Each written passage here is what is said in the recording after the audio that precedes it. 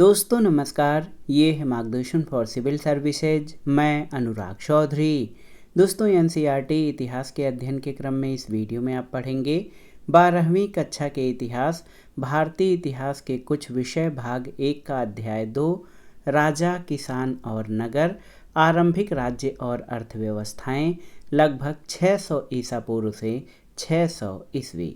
इस अध्याय में आप प्रारंभिक राज्य, 16 महाजनपद, मगध साम्राज्य, मौर्य वंश और उसके शासक, प्रशासन तथा कार्य संचालन और उपलब्धियां, ग्रामीण समाज और कृषक, नगर एवं व्यापार तथा उसमें रहने वाले लोग, अभिलेख और उनसे प्राप्त जानकारी के बारे में जानेंगे।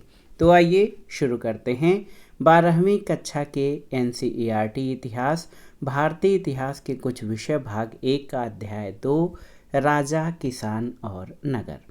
दोस्तों हड़प्पा सभ्यता के बाद 1500 वर्षों के लंबे अंतराल में उपमहाद्वीप के विभिन्न भागों में कई प्रकार के विकास हुए। यही वह काल था जब सिंधु नदी और इसकी उपनदियों के किनारे रहने वाले लोगों द्वारा ऋग्वेद का लेखन किया गया। उत्तर भारत, दक्कन पठार क्षेत्र और कर्नाटक जैसे उपमहाद्वीप के कई क्षेत्रों में कृषक बस्तियां अस्तित्व में आईं। साथ ही दक्कन और दक्षिण भारत के क्षेत्रों में चरवाहा बस्तियों के प्रमाण भी मिलते हैं। ईसा पूर्व पहली सहस्राब्दी के दौरान मध्य और दक्षिण भारत में शवों के अंतिम संस्कार के नए तरीके भी सामने आए, जिनमें महापाषाण के नाम से ख्यात पत्थरों के बड़े बड़े ढांचे मिले हैं। इनमें कई स्थानों पर पाया गया है कि शवों के साथ विभिन्न प्रकार के लोहे से बने उपकरण और हथियारों को भी दफनाया गया था। ईसा पूर्व 6ठी शताब्दी से नए परिवर्तनों के प्रमाण मिलते हैं। शायद इनमें सबसे ज़्यादा मुखर आरंभिक राज्यों, साम्राज्यों और रजवाड़ों का विकास है। इन राजनीतिक प्रक्रियाओं के पीछे कुछ अन्य परिवर्तन थे। इनका पता कृषि उपज को संगठित करने के तरीके से चलता है। इसी के साथ लगभग पूरे उपमहाद्वीप में नए नगरों का उदय हुआ।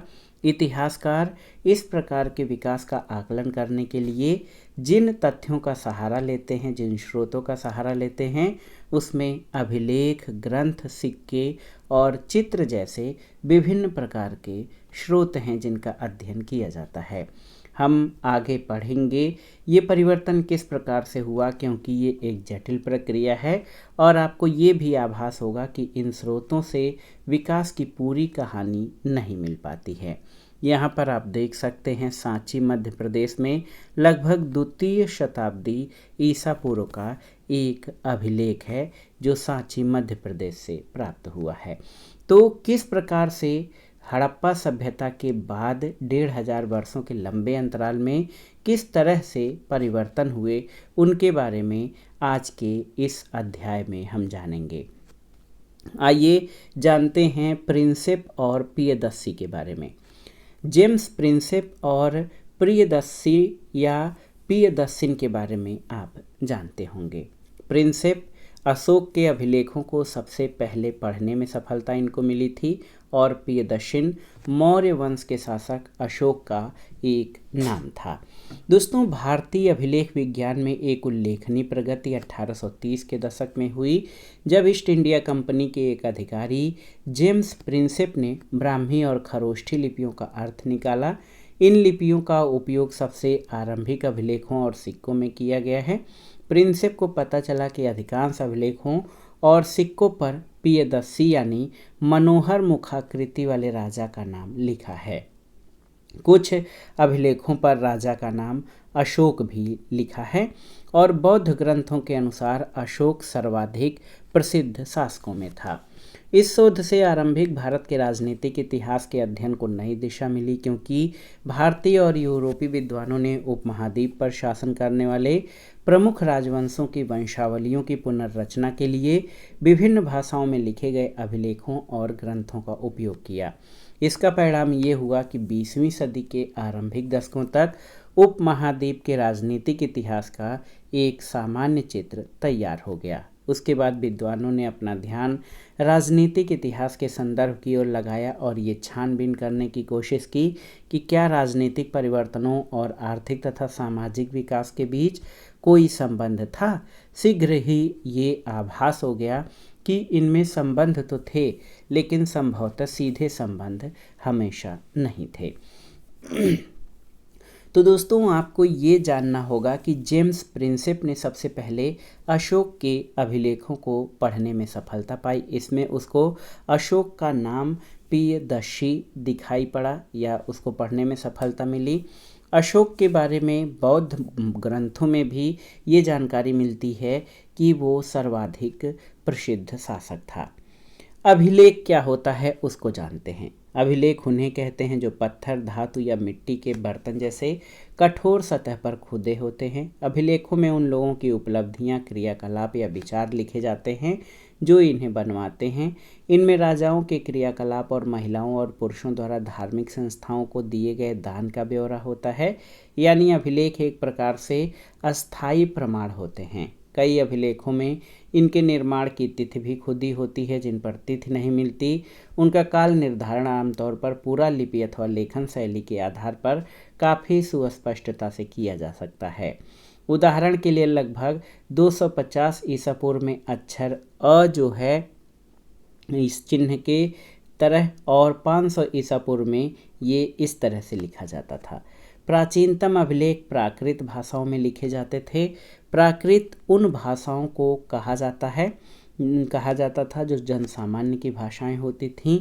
इस अध्याय में अजातशत्रु और अशोक जैसे शासकों के नाम प्राकृत भाषा में लिखे गए हैं, क्योंकि यह नाम प्राकृत अभिलेखों से प्राप्त हुए हैं। आपको यहाँ तमिल, पाली और संस्कृत जैसे भाषाओं के शब्द भी मिलेंगे, क्योंकि इन भाषाओं में भी अभिलेख मिलते हैं।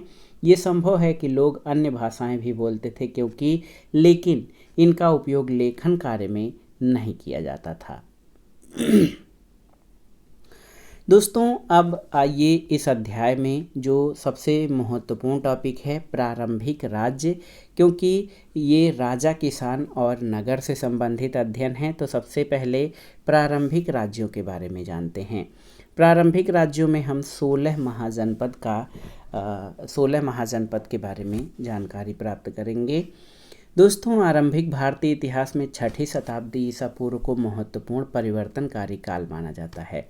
इस काल को प्रायः आरंभिक राज्यों, नगरों, लोहे के बढ़ते प्रयोग और सिक्कों के विकास के साथ जोड़ा जाता है। और इस काल में बौद्ध और जैन सहित विभिन्न दार्शनिक विचारधाराओं का विकास हुआ।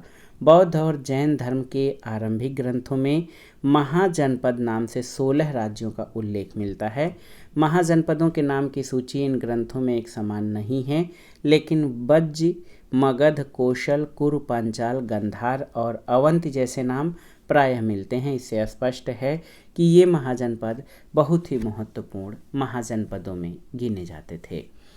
दोस्तों, जो महाजनपद थे उनमें अधिकांश महाजनपदों पर राजा का शासन होता था, लेकिन गढ़ और संघ नाम से भी प्रसिद्ध राज्यों में कई लोगों का समूह शासन करता था। राजा का शासन यानी एक व्यक्ति का शासन, गढ़ और संघ कई व्यक्तियों का शासन या एक समूह का शासन। इस समूह का प्रत्येक व्यक्ति राजा कहलाता था। भगवान महावीर और भगवान बुद्ध इन्हीं गढ़ों से संबंधित थे। वज्र संघ की ही भांति कुछ राज्यों में भूमि सहित अनेक आर्थिक स्रोतों पर राजा गढ़ सामूहिक नियंत्रण रखते थे। यद्यपि स्रोतों के अभाव में इन राज्यों के इतिहास पूरी तरह नहीं लिखे जा सकते, लेकिन कई राज्य लगभग 1000 साल तक बने रहे। जनपद, तो जनपद का अर्थ ऐसा भूखंड है जहाँ कोई जन यानी लोग, कुल या जनजाति अपना पांव रखता है अथवा बस जाता है। इस शब्द का प्रयोग प्राकृत और संस्कृत दोनों में मिलता है। तो जनपद और इन्हीं का बड़ा रूप महाजनपद है। दोस्तों, प्रत्येक महाजनपद की एक राजधानी होती थी जिसे प्रायः किले से घेरा जाता था। किले बंद राजधानियों के रखरखाव और प्रारंभिक जो सेनाएं थीं, नौकरशाही थी, उसके लिए भारी आर्थिक स्रोत की आवश्यकता होती थी। लगभग 6ठी शताब्दी ईसा पूर्व से संस्कृत में ब्राह्मणों ने धर्मशास्त्र नामक ग्रंथों की रचना शुरू की थी। इसमें क्या क्या चीज़ें थी, तो धर्मशास्त्र में शासक के लिए जो कार्य संचालन के नियम थे उनको वर्णन किया जाता था और राजाओं से ये अपेक्षा की जाती थी कि वे क्षत्रिय वर्ण से होंगे। शासकों का काम किसानों, व्यापारियों और शिल्पकारों से कर और भेंट वसूलना माना जाता था और वनवासियों और चरवाहों से भी कर के रूप में कुछ लिया जाता था या नहीं। लेकिन हमें इतना पता है कि संपत्ति जुटाने का वैध उपाय पड़ोसी राज्यों पर आक्रमण करके धन इकट्ठा करना भी माना जाता था। धीरे धीरे कुछ राज्यों ने अपनी अस्थायी सेनाएं और नौकरशाही तंत्र तैयार कर लिए। बाकी राज्य अब भी सहायक सेना पर निर्भर थे, जिन्हें प्रायः कृषक वर्ग से नियुक्त किया जाता था। यहाँ पर आप इस मानचित्र में देखेंगे तो जो भारतीय उपमहाद्वीप है इसमें कंबोज क्षेत्र है, गंधार जो अफ़गानिस्तान का क्षेत्र है, तक्षशिला ये वर्तमान पंजाब में है। इसके अलावा जो महत्वपूर्ण नगर हैं यहाँ पर आप देखिए, इंद्रप्रस्थ, अहिच्छत्र, कुरु, पांचाल, सूरसेन, मत्स्य, इसके अलावा मल्ल, बज्जी, मगध और बंग, अंग, कौशल, काशी, वत्स, चेदी और यहाँ पर साउथ में अस्मक। तो ये सभी महाजनपद थे और महाजनपद जो है ये महत्वपूर्ण राजनीतिक केंद्र होते थे। एक शब्द आता है ओलिगार्की, इंग्लिश का शब्द है ओलिगार्की, जिसको अल्पतंत्र कहा जाता है। इसे समूह शासन भी कहते हैं, जहाँ सत्ता पुरुषों के एक समूह के हाथ में होती है। और पिछले वर्ष जिस रोमन गणराज्य के बारे में पढ़ा था वहाँ समूह शासन है, तो याद रखिएगा ओलिगार्की अल्पतंत्र को कहा जाता है। 16 महाजनपद इनके बारे में जानकारी हमें मिलती है, लेकिन 16 महाजनपदों में सबसे महत्वपूर्ण मगध महाजनपद था। 6ठी से 4ठी शताब्दी ईसा पूर्व में मगध, जो कि आधुनिक बिहार में है, ये सबसे शक्तिशाली महाजनपद बन गया। आधुनिक इतिहासकार जो हैं, आप जान लीजिए दोस्तों कि आधुनिक इतिहासकार इसके कई कारण बताते हैं। एक ये कि मगध क्षेत्र में खेती की उपज खास तौर पर अच्छी होती थी। दूसरे ये कि लोहे की खदानें आधुनिक झारखंड में आसानी से उपलब्ध थीं, जिसमें उपकरण और हथियार बनाना सरल था। जंगली क्षेत्रों में हाथी उपलब्ध थे, जो सेना के एक महत्वपूर्ण अंग थे। साथ ही गंगा और इसकी उपनदियों से आवागमन सस्ता और सुलभ था।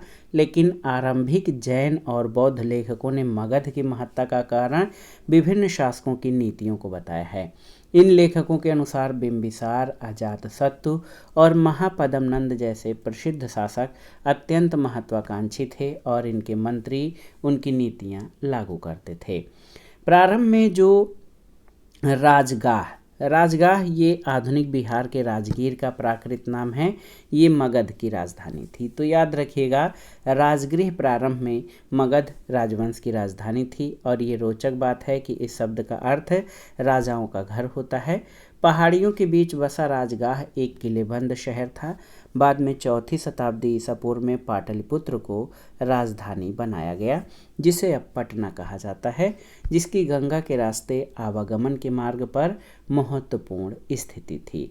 यहाँ चित्र में एक दीवार दिखाया गया है और पूछा गया है कि इन दीवारों का निर्माण क्यों किया गया था। तो सुरक्षा की दृष्टि से इन दीवारों का निर्माण किया जाता था। अब आइए एक आरंभिक साम्राज्य के बारे में जानते हैं। दोस्तों, मगध के विकास के साथ साथ मौर्य साम्राज्य का उदय हुआ।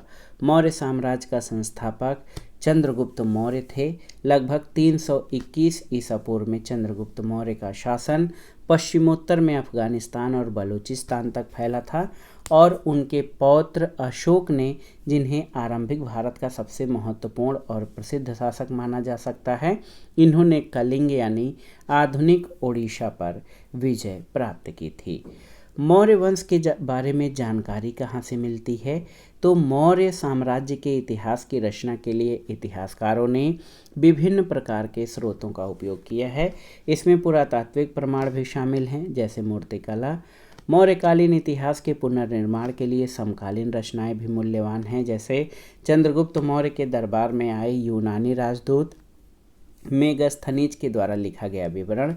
आज इसके कुछ अंश ही उपलब्ध हैं और एक स्रोत जिसका उपयोग प्राय किया जाता है वो है अर्थशास्त्र, और संभवतः इसके कुछ भागों की रचना कौटिल्य या चाणक्य ने की थी, जो चंद्रगुप्त मौर्य के मंत्री थे।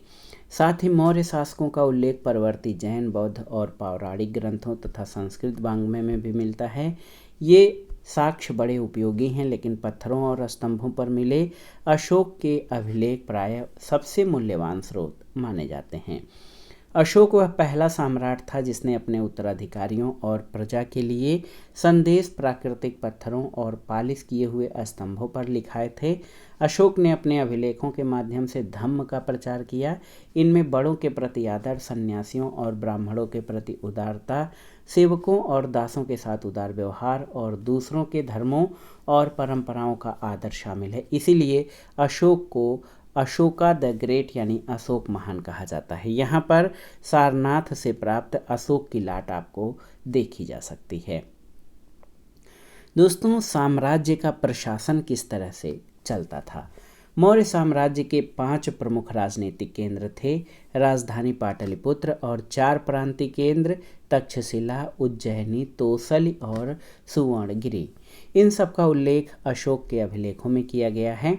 यदि हम इन अभिलेखों के बारे में जानें तो पता चलता है कि आधुनिक पाकिस्तान के पश्चिमोत्तर सीमांत से लेकर आंध्र प्रदेश, ओडिशा और उत्तराखंड तक हर स्थान पर एक जैसे संदेश उत्कीर्ण किए गए। क्या इतने विशाल साम्राज्य की प्रशासनिक व्यवस्था समान रही होगी? इतिहासकार अब इस निष्कर्ष पर पहुँचे हैं कि ऐसा संभव नहीं था। साम्राज्य में शामिल क्षेत्र बड़े विविध और भिन्न प्रकार के थे। कहाँ अफगानिस्तान के पहाड़ी क्षेत्र, कहाँ उड़ीसा के तटवर्ती क्षेत्र, और ये संभव है कि सबसे प्रबल प्रशासनिक नियंत्रण साम्राज्य की राजधानी और उसके आसपास के प्रांतीय केंद्रों पर रहा हो। इन केंद्रों का चयन बड़े ध्यान से किया गया। तक्षशिला और उज्जैनी दोनों लंबी दूरी वाले महत्वपूर्ण व्यापार मार्ग पर स्थित थे, जबकि सुवर्णगिरी यानी सोने के पहाड़ कर्नाटक में सोने की खदान के लिए उपयोगी था। दोस्तों, यहाँ पर आप इस चित्र के माध्यम से विभिन्न स्थानों पर महाशिलालेख, लघु शिलालेख और स्तंभ लेखों के बारे में जान सकते हैं। तो सबसे पहले यहाँ मानसेहरा, शहबाज गढ़ी और तक्षशिला में जो है ये आपके महाशिलालेख हैं। कंदहार में महाशिलालेख है। उत्तराखंड में कलसी में, इसके अलावा शिशुपालगढ़ और जौगढ़ में, सन्नति सोपारा और गिरनार में ये महाशिलालेख मिले हैं। जो बैगनी कलर में चौकोर से दर्शाए गए हैं ये लघु शिलालेख है। इसमें आप देखिए बहपुर, बैराट, भाब्रू, इसके अलावा मास्की, गवीमठ, पल्लीगुंडू, जतिंग रामेश्वर, ब्रह्मगिरी, चित्तूर, राजूलम, लमडगिरी, उदेगोलाम, यहाँ से जो है लघु शिलालेख और गोले जो चिन्ह हैं वहाँ से स्तंभ लेख मिले हैं। स्तंभ लेख टोपरा स्तंभ लेख, मेरठ स्तंभ लेख, इसके अलावा निगाली सागर, रामपुरवा, लौरिया नंदनगढ़, लौरिया अरराज, फिर सहसराम, अहरौरा, इसके अलावा कौसाम्बी, गुजर, यहाँ से जो है ये स्तंभ शिलालेख मिले हैं।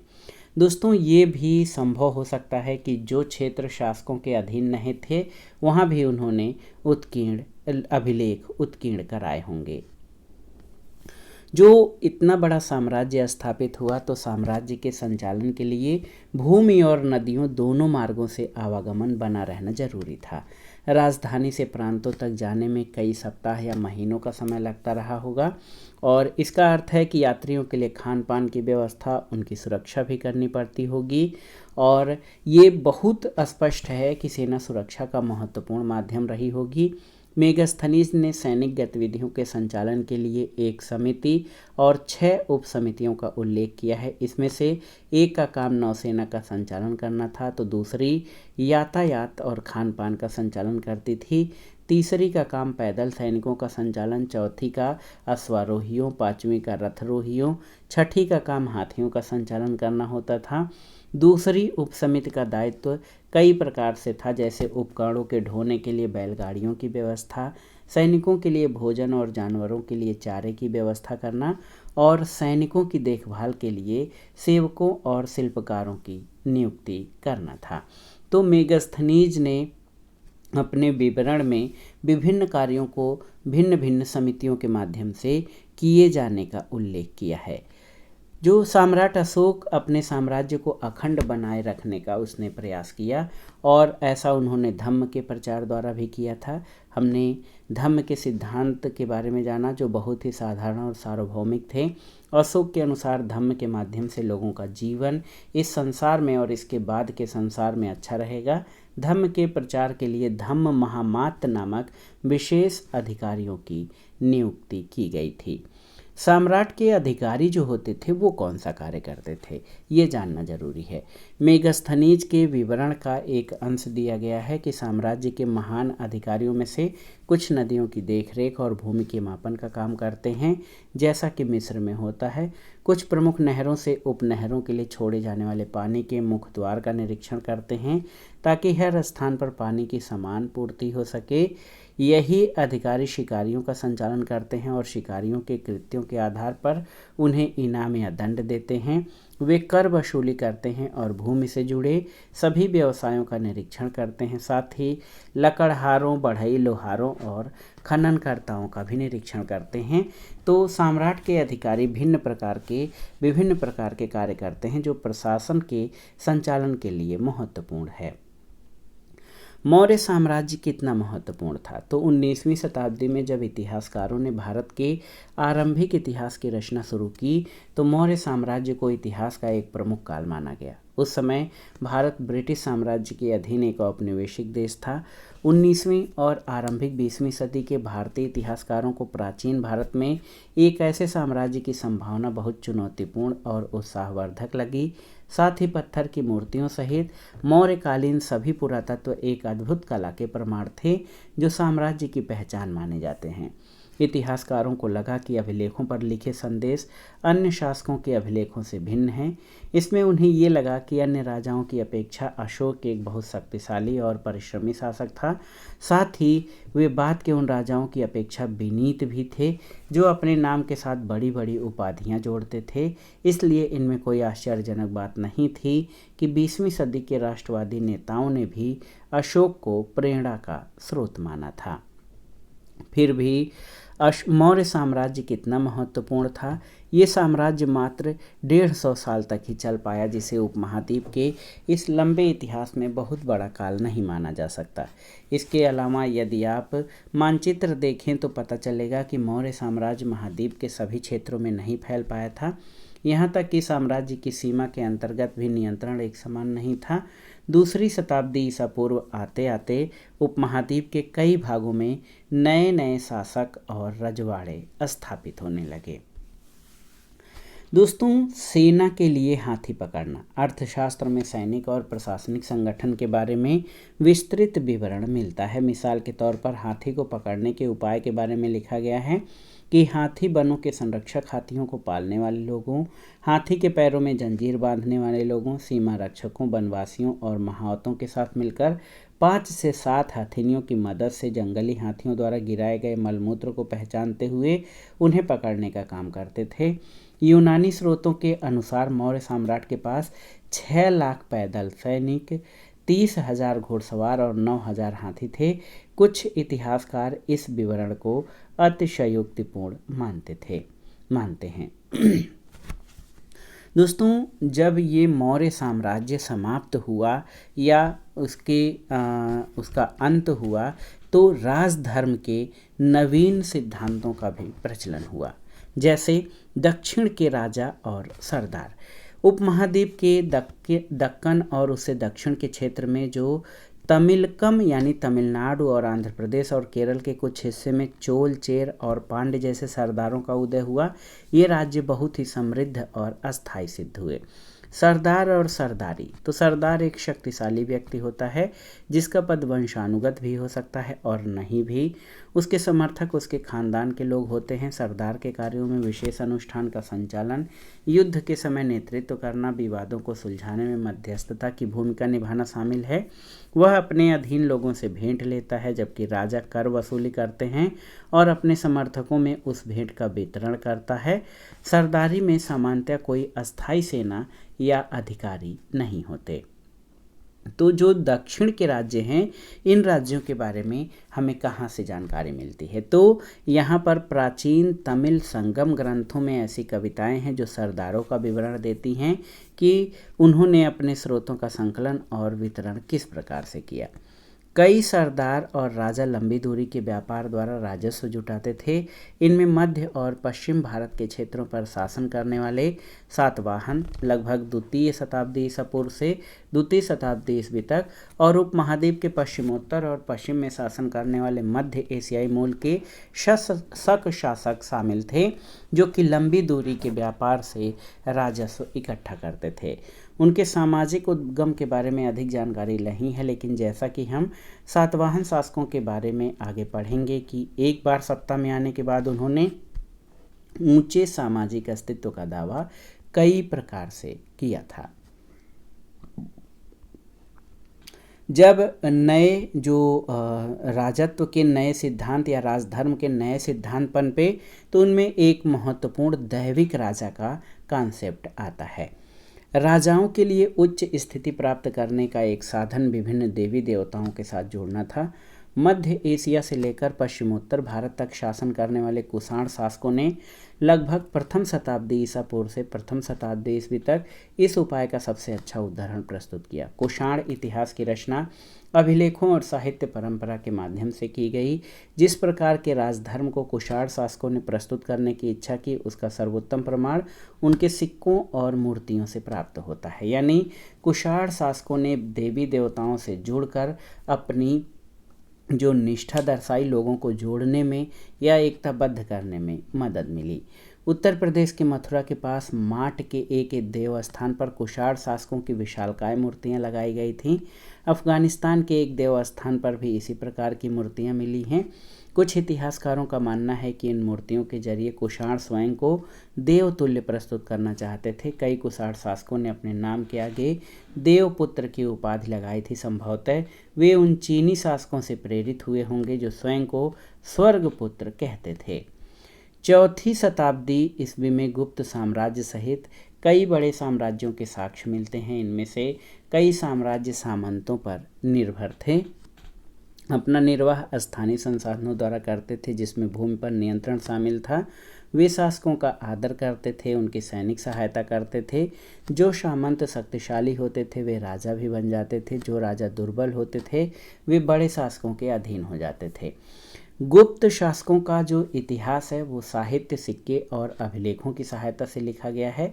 साथ ही कवियों द्वारा अपने राजा या स्वामी की प्रशंसा में जो प्रशस्तियाँ या उनके विजय गान लिखे गए हैं वो भी उपयोगी हैं।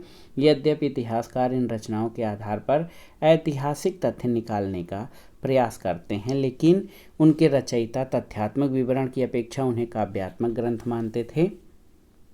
जैसे इलाहाबाद स्तंभ अभिलेख के नाम से प्रसिद्ध प्रयाग प्रशस्ति की रचना हरिसेन, जो स्वयं गुप्त सम्राटों के संभवतः सबसे शक्तिशाली सम्राट समुद्रगुप्त के राजकवि थे, उन्होंने संस्कृत में इलाहाबाद स्तंभ में प्रयाग प्रशस्ति की रचना की है। तो अभी हम समुद्रगुप्त की प्रशस्ति के बारे में कुछ अंशों को देखेंगे। यहाँ पर आइए पहले पांड्य सरदार सेनगुत्तुवन की वन यात्रा के बारे में जान लेते हैं। दोस्तों, तमिल महाकाव्य शिल्पाधिकारम का एक अंश है कि जब वह वन की यात्रा पर थे तो लोग नाचते गाते हुए पहाड़ों से उतरे, ठीक उसी तरह जैसे पराजित लोग विजयी का आदर करते हैं। वे अपने साथ उपहार लाए, जिनमें हाथी दांत, सुगंधित लकड़ी, हिरणों के बाल से बने चवर, मधु, चंदन, गेरू, सुरमा, हल्दी, इलायची, मिर्च आदि वस्तुएं थी। वे अपने साथ नारियल, आम, जड़ी बूटी, फल, प्याज, गन्ना, फूल, सुपारी, केला, बाघों के बच्चे, शेर, हाथी, बंदर, भालू, हिरण, कस्तूरी मृग, लोमड़ी, मोर, जंगली मुर्गे, बोलने वाले तोते आदि भी लाए थे। और आप देखिए यहाँ चित्र में एक कुषाण सिक्का है और अभी हम भी देखा कि अग्रभाग पर यहाँ पर कनिष्क का चित्र बना हुआ है और पृष्ठभाग पर देवता का चित्र बना हुआ है। तो ये दैविक राज्य और दैविक राजा की कल्पना थी, जिसमें शासकों ने अपने को देवताओं से जोड़ने का प्रयास किया। आइए समुद्रगुप्त की प्रशस्ति के बारे में जानते हैं, जो प्रयाग प्रशस्ति के नाम से विख्यात है। ये कंस है कि धरती पर उसका कोई प्रतिद्वंदी नहीं था। अनेक गुणों और शुभ कार्यों से संपन्न उन्होंने अपने पैर के तलवे से अनेक राजाओं के यश को मिटा दिया है। वे परमात्मा पुरुष हैं, साधु भले की समृद्धि और असाधु के विनाश के कारण हैं। वे अज्ञेय हैं, उनके कोमल हृदय को भक्ति और विनय से वश में किया जा सकता है। वे करुणा से भरे हुए हैं, वे अनेक सहस्त्र गायों के दाता हैं। उनके मस्तिष्क की दीक्षा दीन दुखियों, विरहिणियों और पीड़ितों के उद्धार के लिए की गई है। वे मानवता के लिए दिव्यमान उदारता की प्रतिमूर्ति हैं।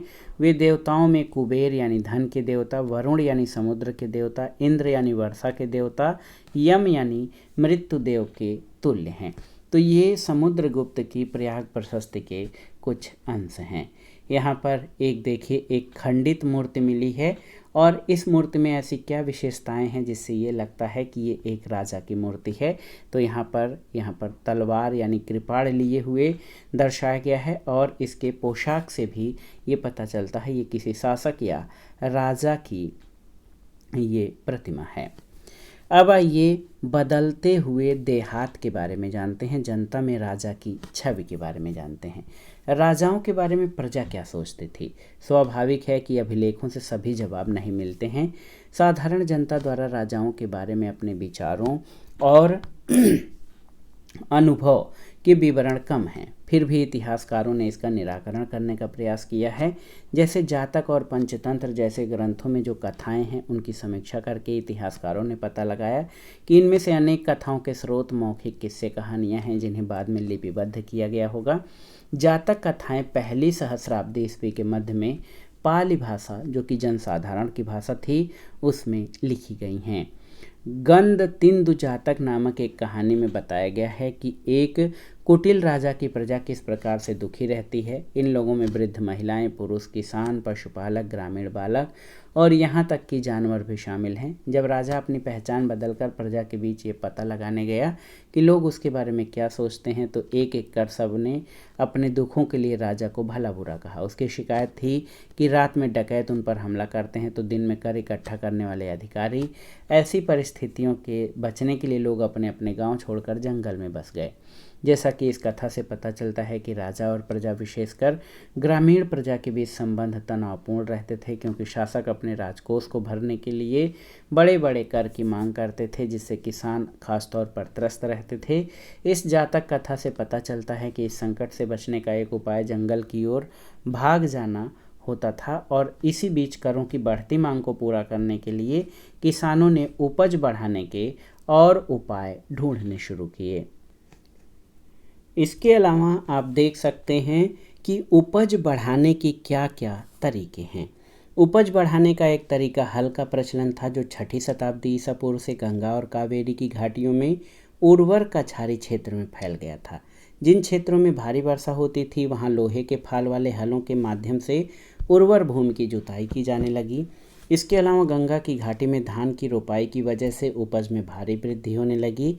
हालांकि किसानों को इसके लिए कमर तोड़ मेहनत करनी पड़ती थी। लोहे के फाल वाले हल की वजह से फसलों की उपज बढ़ने लगी, लेकिन ऐसे हलों का उपयोग उपमहाद्वीप के कुछ हिस्से तक सीमित था। पंजाब और राजस्थान जैसे अर्धशुष्क जमीन वाले क्षेत्रों में लोहे के फाल वाले हल का प्रयोग 20वीं शताब्दी में शुरू हुआ। जो किसान उपमहाद्वीप के पूर्वोत्तर और मध्य पर्वतीय क्षेत्रों में रहते थे, उन्होंने खेती के लिए कुदाल का उपयोग किया, जो ऐसे इलाकों के लिए कहीं अधिक उपयोगी था। उपज बढ़ाने का एक और तरीका कुओं, तालाबों और कहीं कहीं नहरों के माध्यम से सिंचाई करना था। व्यक्तिगत लोगों और कृषक समुदायों ने मिलकर सिंचाई के साधन निर्मित किए और व्यक्तिगत तौर पर तालाबों, कुओं और नहरों जैसे सिंचाई साधन निर्मित करने वाले लोग प्रायः राजा या प्रभावशाली लोग थे, जिन्होंने अपने इन कामों का उल्लेख अभिलेखों में भी कराया है। यहाँ पर आप देख सकते हैं कि जो धान की रोपाई होती थी उन क्षेत्रों में की जाती है जहाँ पानी बहुतायत मात्रा में होता है। इसमें पहले धान के बीज अंकुरित करके पानी से भरे खेतों में पौधों की रोपाई की जाती है। ज़्यादा मात्रा में पौध बच जाती है, इससे धान की उपज बढ़ जाती है। इसके अलावा एक और जानकारी है गुजरात की सुदर्शन झील। दोस्तों, गिरनार जो है गुजरात में है। सुदर्शन झील गिरनार में एक कृत्रिम जलाशय था। हमें इसका ज्ञान लगभग दूसरी शताब्दी ईस्वी के संस्कृत के एक पाषाण अभिलेख से होता था। इस अभिलेख को शक शासक रुद्रदामन की उपलब्धियों का उल्लेख करने के लिए बनवाया गया था। इस अभिलेख में कहा गया है कि जलद्वार और तटबंधों वाली इस झील का निर्माण कार्य मौर्य काल के एक स्थानीय राज्यपाल द्वारा किया गया, लेकिन एक भीषण तूफान के कारण इसके तटबंध टूट गए, सारा पानी बह गया। बताया जाता है कि तत्कालीन शासक रुद्रदामन ने जो है इस झील की मरम्मत अपने खर्चे से करवाई थी और इसके लिए अपनी प्रजा से कर भी नहीं लिया था। इसी पाषाण खंड पर एक और अभिलेख लगभग 5वीं सदी है जिसमें कहा गया है कि गुप्त वंश के एक शासक ने एक बार फिर इस झील की मरम्मत कराई। तो शासकों ने सिंचाई का प्रबंध क्यों किया?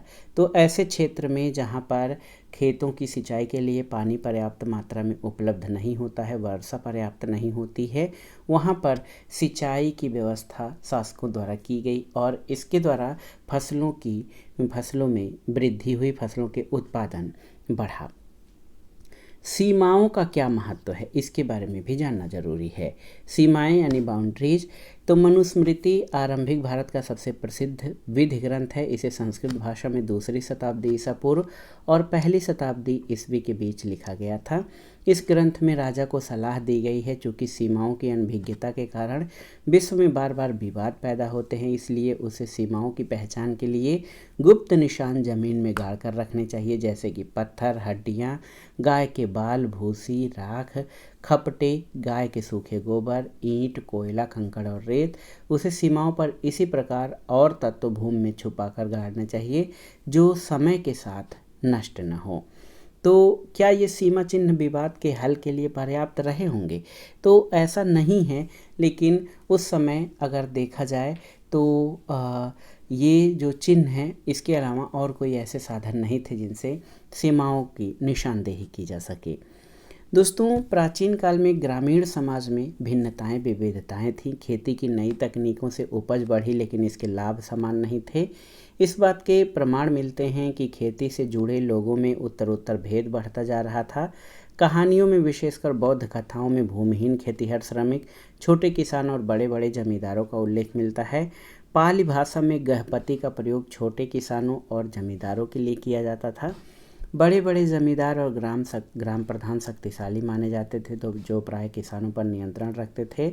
ग्राम प्रधान का पद प्राय वंशानुगत होता था और आरंभिक तमिल संगम साहित्य में भी गांव में रहने वाले विभिन्न वर्गों के लोगों का उल्लेख है, जैसे कि बेल्लालर या बड़े जमींदार, हलवाहा या उलवर और दास अड़िमई। ये संभव है कि वर्गों की भिन्नता भूमि के स्वामित्व, श्रम और नई प्रौद्योगिकी के उपयोग पर आधारित हो। ऐसी परिस्थिति में भूमि का स्वामित्व महत्वपूर्ण हो गया, जिसकी चर्चा प्रायः विधि ग्रंथों में की जाती थी। गहपति, तो गहपति घर का मुखिया होता था और घर में रहने वाली महिलाओं, बच्चों, नौकरों और दासों पर नियंत्रण रखता था। घर से जुड़े भूमि, जानवर या अन्य सभी वस्तुओं का वो मालिक होता था। कभी कभी इस शब्द का प्रयोग नगरों में रहने वाले संभ्रांत व्यक्तियों और व्यापारियों के लिए भी होता था। देखिए, भूमिदान और नए संभ्रांत ग्रामीण। दोस्तों, आप जान लीजिए कि ईस्वी की आरंभिक शताब्दियों से भूमिदान के प्रमाण मिलते हैं। इनमें से कई का उल्लेख अभिलेखों में मिलता है। इनमें से कुछ अभिलेख पत्थरों पर लिखे गए थे, लेकिन अधिकांश ताम्र पत्रों पर खुदे होते थे, जिन्हें संभवतः उन लोगों को प्रमाण स्वरूप दिया जाता था जो भूमिदान लेते थे। तो भूमिदान के जो प्रमाण मिले हैं वे साधारण तौर पर धार्मिक संस्थाओं या ब्राह्मणों को दिए गए थे। अधिकांश अभिलेख संस्कृत में थे, विशेषकर 7वीं शताब्दी के बाद के अभिलेखों के कुछ अंश संस्कृत में हैं और कुछ तमिल और तेलुगु जैसी स्थानीय भाषाओं में हैं। तो दोस्तों, नए संभ्रांत ग्रामीण जो थे, इनमें से पत्थरों पर हैं, ताम्रपत्रों पर हैं और इन्हें संभवतः उन लोगों को प्रमाण रूप में दिया जाता था जो भूमि दान लेते थे। दोस्तों, प्रभावती गुप्त आरंभिक भारत के एक सबसे महत्वपूर्ण शासक चंद्रगुप्त द्वितीय लगभग 375 से 415 ईस्वी की पुत्री थी। प्रभावती गुप्त, उसका विवाह दक्कन पठार के वाकाटक परिवार में हुआ था, जो एक महत्वपूर्ण शासक वंश था। संस्कृत धर्मशास्त्रों के अनुसार महिलाओं को भूमि जैसी संपत्ति पर स्वतंत्र अधिकार नहीं था, लेकिन एक अभिलेख से ये पता चलता है कि प्रभावती भूमि की स्वामी थी और उसने दान भी किया था। इसका एक कारण ये हो सकता है क्योंकि वो एक रानी आरंभिक भारतीय इतिहास की ज्ञात कुछ रानियों में से एक थी, इसलिए उनका ये उदाहरण एक बिरला ही रहा हो। ये भी संभव है कि धर्मशास्त्रों को हर स्थान पर समान रूप से लागू न किया जाता हो। अभिलेख हैं पत्थरों पर, ताम्रपत्रों पर उत्कीर्ण, उनसे हमें ग्रामीण प्रजा का पता चलता है। इसमें ब्राह्मण, किसान और अन्य प्रकार के वर्ग शामिल थे जो शासकों या उनके प्रतिनिधियों को कई प्रकार की वस्तुएं प्रदान करते थे। अभिलेख के अनुसार इन लोगों को गांव के नए प्रधान की आज्ञाओं का पालन करना पड़ता था और संभवतः अपने भुगतान उसे ही देने पड़ते थे। इस प्रकार भूमिदान अभिलेख देश के कई हिस्सों से प्राप्त हुए हैं और जो दान में दी गई भूमि होती थी उसके माप यानी नाप में अंतर है। कहीं कहीं छोटे छोटे टुकड़े तो कहीं कहीं बड़े क्षेत्र दान में दिए गए। साथ ही भूमि दान में दान प्राप्त करने वाले लोगों के अधिकारों में भी क्षेत्रीय परिवर्तन मिलते हैं। इतिहासकारों में भूमि दान का प्रभाव एक गर्म वाद विवाद का विषय बना हुआ है। कुछ इतिहासकारों का मानना है कि भूमिदान शासक वंश द्वारा कृषि को नए क्षेत्रों में प्रोत्साहित करने की रणनीति थी, जबकि कुछ का कहना है कि भूमिदान से दुर्बल होते राजनीतिक प्रभुत्व का संकेत मिलता है, यानी राजा का शासन सामंतों पर दुर्बल होने लगा तो उन्होंने भूमिदान के माध्यम से अपने समर्थक जुटाने प्रारंभ कर दिए। उनका ये भी मानना है कि राजा स्वयं को उत्कृष्ट स्तर के मानव के रूप में प्रदर्शित करना चाहते थे और जब उनका नियंत्रण कंट्रोल प्रजा पर धीमा होता जा रहा था, इसलिए वे अपनी शक्ति का आडंबर प्रस्तुत करना चाहते थे। अग्रहार एक शब्द आता है तो वो उस भूभाग को कहते थे जो ब्राह्मणों को दान में दिया जाता था। ब्राह्मणों से भूमि कर या अन्य प्रकार के कर नहीं वसूले जाते थे। ब्राह्मणों को स्वयं स्थानीय लोगों से कर वसूलने का अधिकार था। देखिए यहाँ पर प्रभावती गुप्त और दंगुन गांव। प्रभावती गुप्त ने अपने अभिलेख में कहा है कि प्रभावती ग्राम कुटुंबिनों, गांव के गृहस्थ और कृषक ब्राह्मणों और दंगुन गांव के अन्य वासियों को आदेश देती है। आपको ज्ञात हो कि कार्तिक शुक्ल पक्ष की द्वादशी तिथि को धार्मिक पुण्य प्राप्ति के लिए इस ग्राम को जल अर्पण के साथ आचार्य चनाल स्वामी को दान दिया गया है। आपको इनके सभी आदेशों का पालन करना चाहिए। एक अग्रहार के लिए उपयुक्त निम्नलिखित रियायतों का निर्देश भी देती हूँ। इस गांव में पुलिस या सैनिक प्रवेश नहीं करेंगे। दौरे पर आने वाले शासकीय अधिकारियों को ये गांव घास देने और आसन में प्रयुक्त होने वाले जानवरों की खाल और कोयला देने के दायित्व से मुक्त है। साथ ही वे मदिरा खरीदने और नमक हेतु खुदाई करने के राजसी अधिकार को कार्यान्वित किए जाने से मुक्त हैं। इस गांव को खनिज पदार्थ और खदिर वृक्ष के उत्पाद देने से भी छूट है। फूल और दूध देने से भी छूट है। इस गांव का दान, इसके भीतर की संपत्ति और बड़े छोटे सभी करों सहित किया गया है। इस राज्यादेश को 13वें राज्यवर्ष में लिखा गया है और इसे चक्रदास ने उत्कीर्ण किया है। दोस्तों, भूमिदान के प्रचलन से राज्य और किसानों के बीच संबंध की झांकी मिलती है, लेकिन कुछ लोग ऐसे भी थे जिन पर अधिकारियों या सामंतों का नियंत्रण नहीं था, जैसे कि पशुपालक, संग्राहक, शिकारी, मछुआरे, शिल्पकार, घुमक्कड़ और लगभग एक ही स्थान पर रहने वाले शिल्पकार और जगह जगह घूमकर खेती करने वाले लोग। सामान्यतः ऐसे लोग अपने जीवन आदान प्रदान के विवरण नहीं रखते थे। यहाँ पर आप देखिए एक छोटे गांव का जीवन कैसा होता था।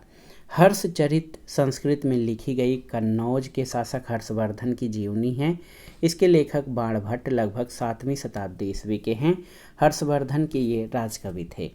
ये उस ग्रंथ का अंश है जिसमें विंध्य क्षेत्र के जंगल के किनारे की एक बस्ती के जीवन का अति विरल चित्रण किया गया है। बस्ती के किनारे का अधिकांश क्षेत्र जंगल है और यहाँ धान की उपज वाली खलिहान और उपजाऊ भूमि के हिस्सों को छोटे किसानों ने आपस में बांट लिया है। यहाँ के अधिकांश लोग कुदाल का प्रयोग करते हैं क्योंकि घास से हरी भूमि में हल चलाना मुश्किल है। बहुत कम हिस्से साफ हैं, जो हैं उनकी काली मिट्टी काले लोहे जैसी सख्त है। यहाँ लोग पेड़ की छाल के गट्ठर लेकर चलते हैं। फूलों से भरे अनगिनत बोरे, अलसी और सन, भारी मात्रा में शहद, मोरपंख, मोम, लकड़ी और घास के बोझ लेकर आते जाते रहते हैं। ग्रामीण महिलाएं रास्ते में बसे गांव में जाकर बेचने को तत्पर रहती हैं। उनके सिरों पर जंगल से एकत्र किए गए फलों की टोकरियां थी। तो ये गांव का जीवन कैसा था उसके बारे में जो है इस वर्णन में, हर्षचरित में, बाणभट्ट चरित हर्षचरित में दर्शाया गया है।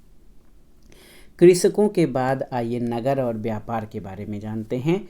नए नगरों के बारे में जान लेते हैं। दोस्तों, कुछ नगरों का विकास लगभग 6ठी शताब्दी ईसा पूर्व में उपमहाद्वीप के विभिन्न क्षेत्रों में हुआ था। हमने पढ़ा है कि इनमें से अधिकांश नगर महाजनपदों की राजधानियां थे।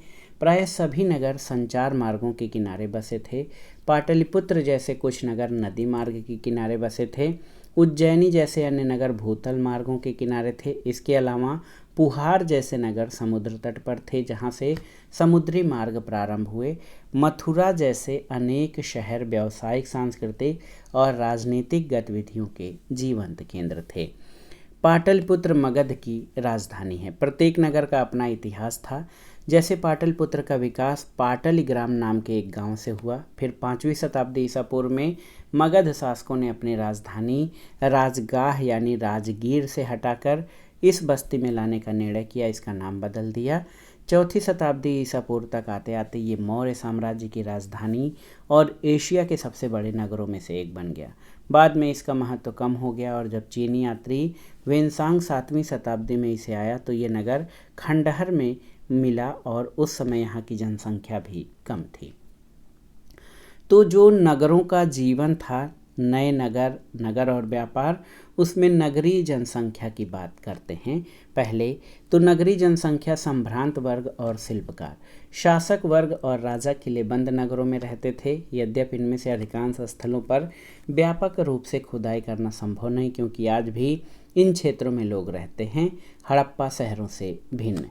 लेकिन फिर भी यहाँ से विभिन्न प्रकार के पुरावशेष प्राप्त हुए हैं। उत्कृष्ट श्रेणी के मिट्टी के कटोरे, थालियाँ मिली हैं जिन पर चमकदार कलई चढ़ी है, जिन्हें उत्तरी कृष्ण मार्जित पात्र कहा जाता है। संभवतः इनका उपयोग अमीर लोग किया करते होंगे। साथ ही सोने, चांदी, कांसे, तांबे, हाथी दांत, शीशे जैसे तरह तरह के पदार्थों के बने गहने, उपकरण, हथियार, बर्तन, सीप और पक्की मिट्टी मिली है।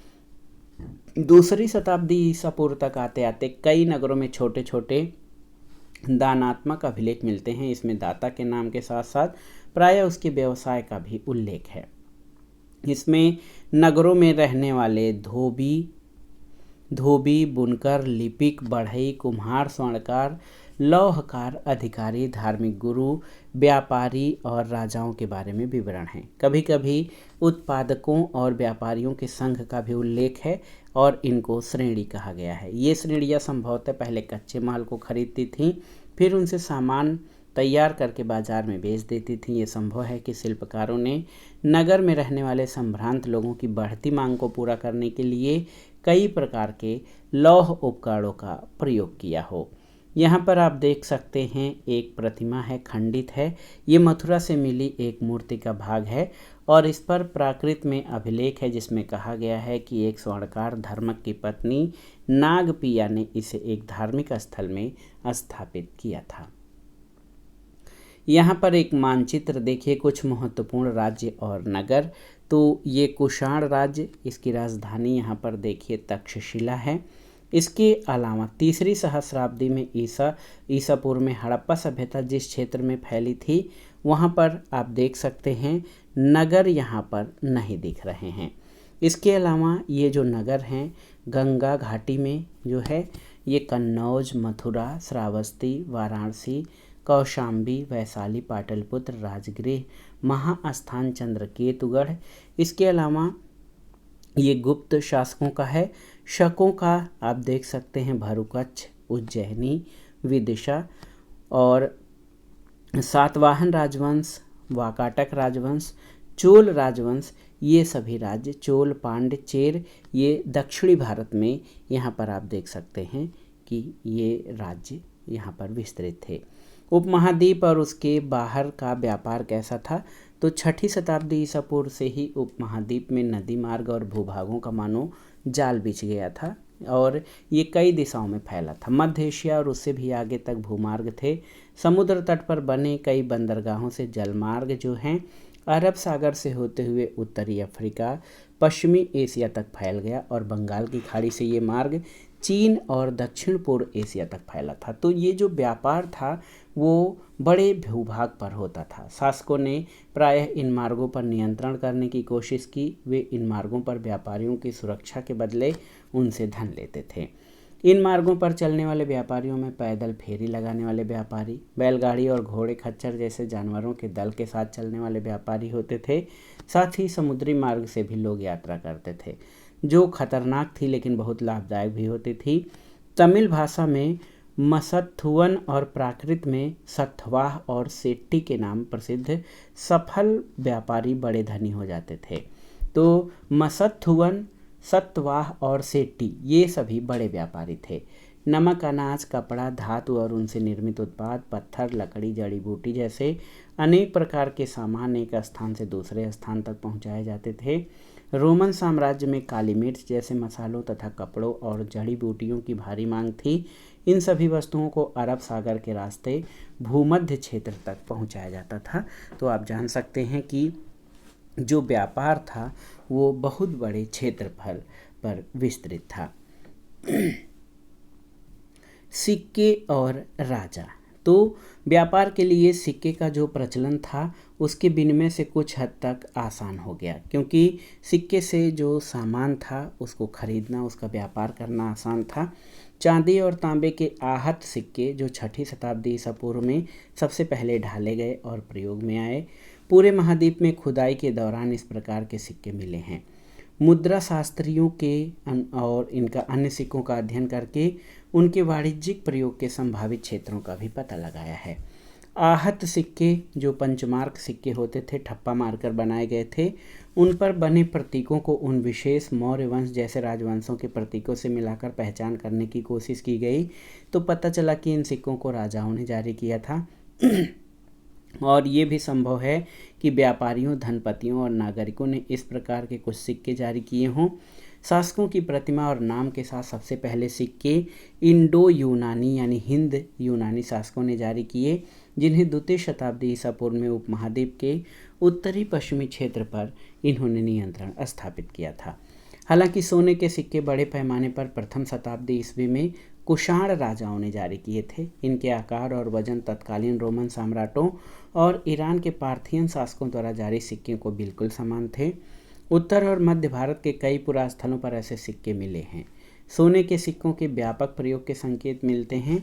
बहुमूल्य वस्तुओं और भारी मात्रा में वस्तुओं का विनिमय किया जाता था और इसके अलावा दक्षिण भारत के अनेक पुरास्थलों से बड़ी संख्या में रोमन सिक्के मिले हैं और इससे आप जानते हैं कि ये अनुमान लगाया जा सकता है कि व्यापारिक तंत्र राजनीतिक सीमाओं से बंधा नहीं था और जो है व्यापार काफ़ी बड़े क्षेत्र में फैला था।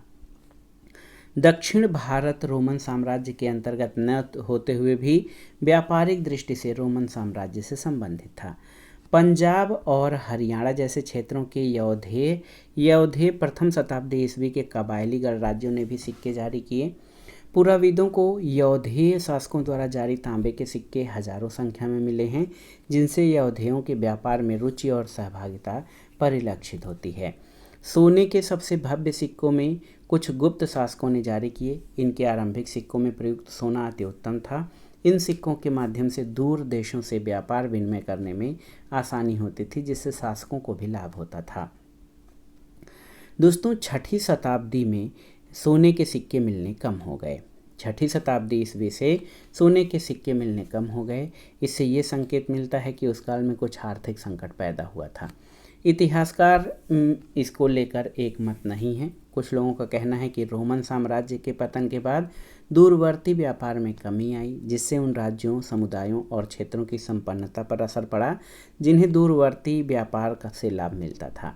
कुछ लोगों का कहना है कि इस काल में नए नगरों और व्यापार के नवीन तंत्रों का उदय होने लगा। उनका ये भी कहना है कि यद्यपि इस काल के सोने के सिक्कों का मिलना तो कम हो गया, लेकिन अभिलेखों और ग्रंथों में सिक्कों का उल्लेख होता रहा।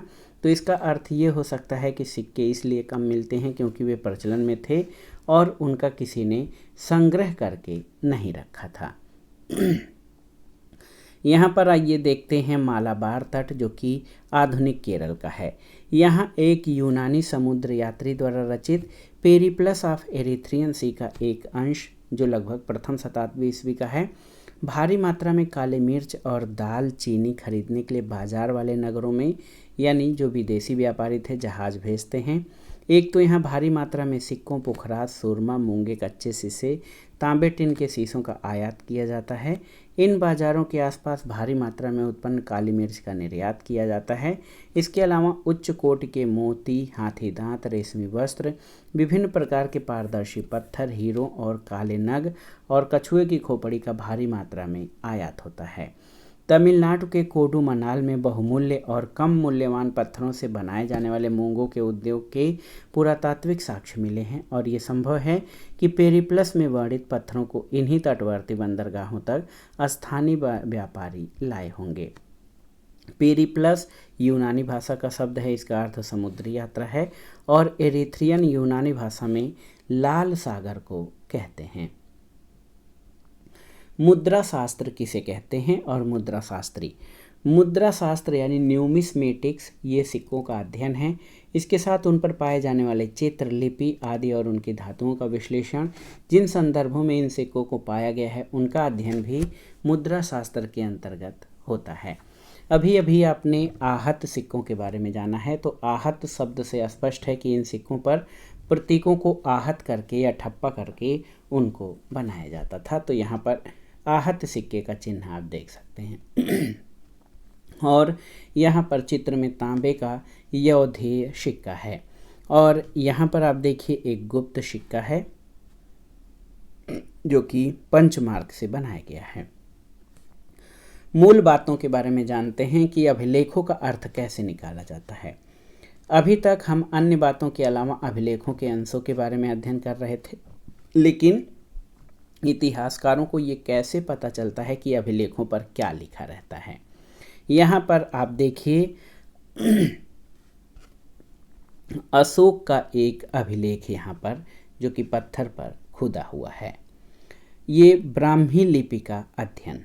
तो यहाँ पर अशोक के समय की ब्राह्मी और उसके समानार्थी देवनागरी अक्षर क जो है इस चिन्ह को प्रदर्शित करता है। च, ढ, द, म और र।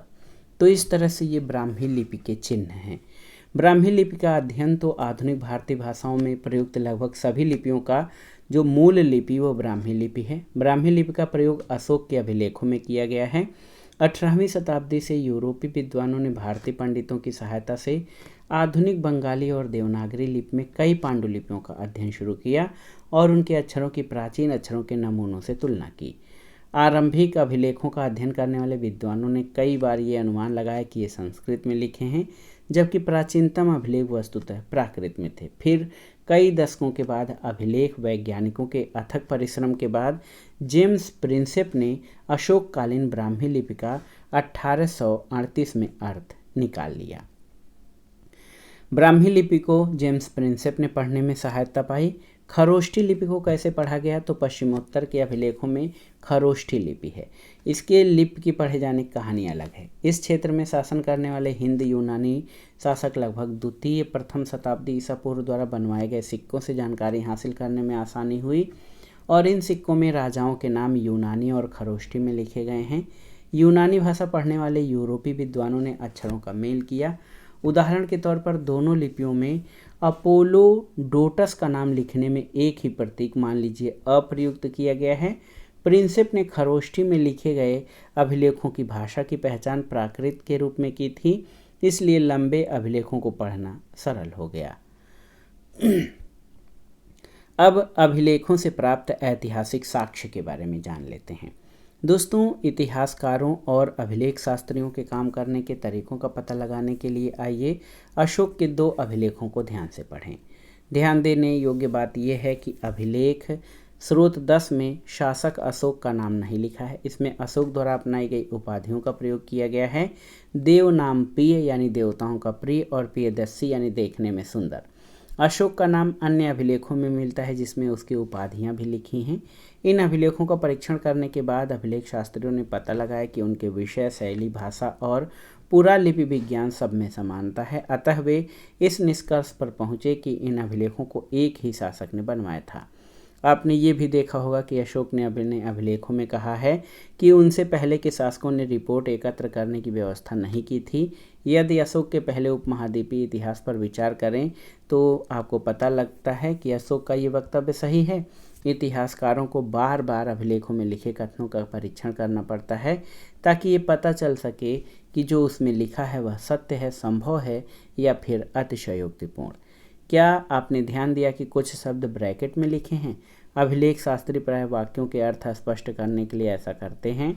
ये बड़े ध्यान से पढ़ना पड़ता है जिससे कि लेखक का मूल अर्थ बदल न जाए।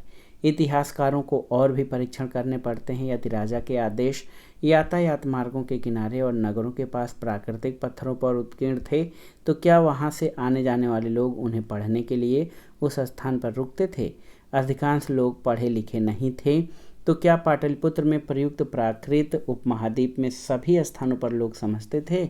और ये भी जरूरी नहीं है कि राजा के आदेशों का पालन किया जाता था या नहीं।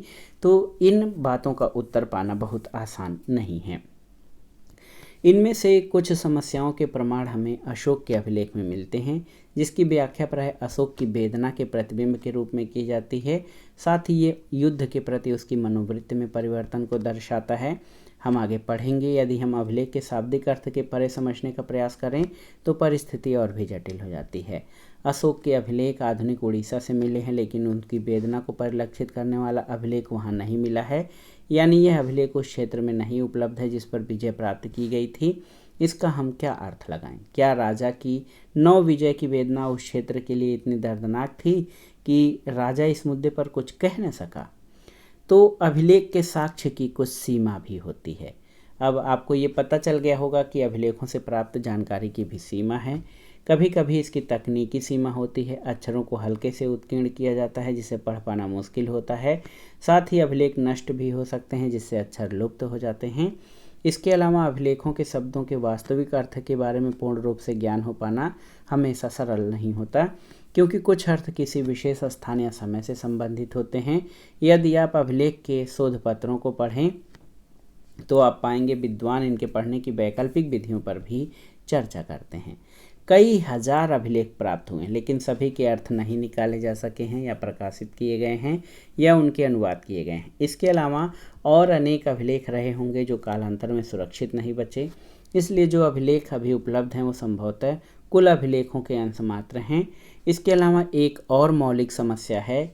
ये जरूरी नहीं कि जिसे हम आज राजनीतिक और आर्थिक रूप से महत्वपूर्ण मानते हैं उन्हें अभिलेखों में अंकित किया ही गया हो। जैसे खेती की दैनिक प्रक्रियाएं, रोजमर्रा की जिंदगी के सुख दुख का उल्लेख अभिलेखों में नहीं मिलता है, क्योंकि प्रायः अभिलेख बड़े और विशेष अवसरों का वर्णन करते हैं। इसके अलावा अभिलेख हमेशा उन्हीं व्यक्तियों के विचारों को व्यक्त करते हैं जो उन्हें बनवाते थे। इसलिए इन अभिलेखों में व्यक्त विचारों की समीक्षा अन्य विचारों के परिप्रेक्ष्य में करनी होगी ताकि अपने अतीत का बेहतर ज्ञान हो सके। राजनीति और आर्थिक इतिहास का पूर्ण ज्ञान मात्र अभिलेख शास्त्र से नहीं मिलता। साथ ही इतिहासकार प्रायः प्राचीन और अर्वाचीन दोनों प्रकार के प्रमाणों पर आशंका व्यक्त करते हैं। 19वीं सदी के आखिरी दशकों में और 20वीं सदी के प्रारंभ में इतिहासकार प्रमुख रूप से राजाओं के इतिहास में रुचि रखते थे। 20वीं सदी के माध्यम से आर्थिक परिवर्तन विभिन्न सामाजिक समुदायों के उदय के विषय में महत्वपूर्ण बन गए और हाल के दशकों में ऐसे समुदायों के प्रति इतिहासकारों की रुचि बढ़ी है जो सामाजिक हाशिए पर रहे हैं। इससे प्राचीन स्रोतों पर पुनर्विचार किया जाएगा और विश्लेषण की नई पद्धतियाँ विकसित होंगी। देखिए यहाँ पर जब हम पढ़ रहे थे तो राजा के आदेश देख लेते हैं। राजन देव नाम प्रियदर्शी कहते हैं कि अतीत में मसलों को निपटाने और नियमित रूप से सूचना एकत्र करने की व्यवस्थाएं नहीं थीं, लेकिन मैंने निम्नलिखित व्यवस्था की है। लोगों को ये समाचार हम तक प्रतिवेदक सदैव पहुँचाएँ, चाहे मैं कहीं भी हूँ, खाना खा रहा हूँ, अंतःपुर में हूँ, विश्राम कक्ष में हूँ, गौशाले में हूँ या फिर पालकी में मुझे ले जाया जा रहा हो अथवा वाटिका में हूँ, मैं लोगों के विषयों का निराकरण हर स्थल पर करूँगा। अभिलेख शास्त्रियों ने प्रतिवेदक शब्द का अर्थ संवाददाता बताया है।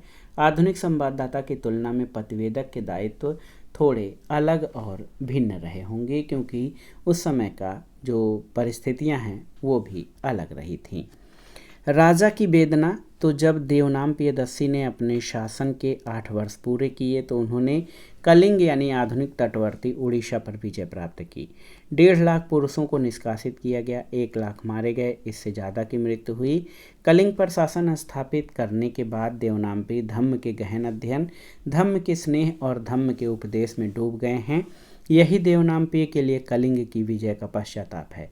देवनाम्पी के लिए बहुत वेदनामयी और निंदनीय है कि जब कोई किसी राज्य पर विजय प्राप्त करता है तो पराजित राज्य का हनन होता है, वहाँ लोग मारे जाते हैं और निष्कासित किए जाते हैं। तो ये अशोक के अभिलेखों में उसकी वेदना और आदेशों का जो है चित्रांकन है। यहाँ पर कर्नाटक से प्राप्त एक ताम्रपत्र लेख लगभग 6ठी शताब्दी ईस्वी का है और आप देख सकते हैं कितने सुंदर और कलात्मक अक्षरों में ये ताम्रपत्र निर्मित किया गया है। तो ये अध्याय समाप्त हुआ। अब आइए टाइमलाइन यानी समय रेखा देख लेते हैं। प्रमुख राजनीतिक और आर्थिक विकास। लगभग 600 से 500 ईसा पूर्व में धान की रोपाई, गंगा घाटी में नगरीकरण, महाजनपद और आहत सिक्के, ये लगभग 600 से 500 ईसा पूर्व में थे। 500 से 400 ईसा पूर्व में मगध के शासकों की सत्ता पर पकड़ हुई। लगभग 327 से 325 ईसा पूर्व में सिकंदर का आक्रमण हुआ। लगभग 321 ईसा पूर्व में चंद्रगुप्त मौर्य का राज्यारोहण हुआ। लगभग 272 से 268 से 231 ईसा पूर्व अशोक का शासन रहा। लगभग 185 ईसा पूर्व में मौर्य साम्राज्य का अंत हो गया। लगभग 200 से 100 ईसा पूर्व में पश्चिमोत्तर में शक शासन, दक्षिण भारत में चोल, चेर, पांड्य और दक्कन में सातवाहनों का उदय हुआ। लगभग 100 ईसा पूर्व से 200 ईसा पूर्व तक पश्चिमोत्तर के शक यानी मध्य एशिया के लोग शासक हुए। रोमन व्यापार और सोने के सिक्के इसके प्रमाण हैं। 78 ईस्वी में कनिष्क का राज्यारोहण हुआ था। लगभग 100 से 200 ईस्वी सातवाहन और शक शासकों द्वारा भूमिदान के अभिलेखी प्रमाण मिले हैं। 320 ईस्वी में गुप्त शासन का प्रारंभ हुआ। 335 से 375 ईस्वी तक समुद्रगुप्त का शासन रहा। 375 से 415 तक चंद्रगुप्त द्वितीय और दक्कन में वाकाटक वंश का शासन रहा। 500 से 600 ईस्वी में कर्नाटक में चालुक्यों का उदय हुआ, तमिलनाडु में पल्लवों का उदय हुआ। 606 से 647 ईस्वी कन्नौज के राजा हर्षवर्धन और इसी समय चीनी यात्री स्वेन सांग या वेनसंग की भारत यात्रा हुई थी और 712 ईस्वी में अरबों की सिंध पर विजय हुई। इसके अलावा दूसरी टाइमलाइन देखें, अभिलेख शास्त्र के क्षेत्र में महत्वपूर्ण प्रगति। तो 1784 में बंगाल एशियाटिक सोसाइटी का गठन हुआ। ये 18वीं शताब्दी की महत्वपूर्ण घटना है। 19वीं शताब्दी में 1810 के दशक में कोलिन मैकेंजी ने संस्कृत और तमिल भाषा के 8000 अभिलेख एकत्र किए। 1838 में जेम्स प्रिंसेप के द्वारा अशोक के ब्राह्मी अभिलेखों को पढ़ने में जो है सफलता मिली। 1877 में अलेक्जेंडर कनिंघम ने अशोक के अभिलेखों के एक अंश को प्रकाशित किया। 1886 में आप देखिए दक्षिण भारत के अभिलेखों के शोध पत्र एपिग्राफिया कर्नाटिका का प्रथम अंक आया और 1888 में एपिग्राफिया इंडिका का पहला अंक आया था। 20वीं शताब्दी में 1965-66 में डीसी सरकार ने Indian epigraphy and Indian epigraphical glossary प्रकाशित की, जिससे प्राचीन भारत के इतिहास के बारे में महत्वपूर्ण जानकारी लोगों को हुई। तो दोस्तों ये था आज का अध्याय 12वीं कक्षा के इतिहास, भारतीय इतिहास के कुछ विषय भाग 1 का अध्याय 2, राजा, किसान और नगर, आरंभिक राज्य और अर्थव्यवस्थाएं लगभग 600 ईसा पूर्व से 600 ईस्वी।